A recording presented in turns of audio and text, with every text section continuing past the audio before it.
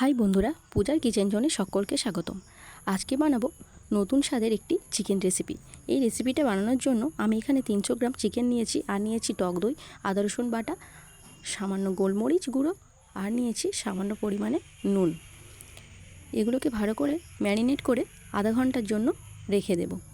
এরপর নিয়ে নেব কাজু বাদাম বাটা, পেঁয়াজ কুচি ও টমেটো কুচি, আর নিয়ে নেব ক্যাপসিকাম, পেঁয়াজ ও লঙ্কা, আর নিয়ে নেব সামান্য ঘি। তাওয়াতে দিয়ে গরম হলেই ক্যাপসিকাম ও পেঁয়াজগুলো আধ ভাজা করে ভেজে নেব, আর দিয়ে দেবো শুকনো লঙ্কা। একটু ভাজা ভাজা গন্ধ ছাড়তেই নামিয়ে নেব। এবার একটা কড়াইতে তেল দিয়ে তেলটা গরম হতেই দিয়ে দেব গোটা এলাচ, মিষ্টি কাঠ ও লবঙ্গ। এই পর্যায়ে দিয়ে দেবো পেঁয়াজ কুচি, টমেটো কুচি। এবারে ভালো করে নেড়ে চেড়ে একটু ভাজা ভাজা হয়ে যেতেই দিয়ে দেব কেটে রাখা লঙ্কাগুলো। এবারে ম্যারিনেট করা চিকেনগুলো অ্যাড করব।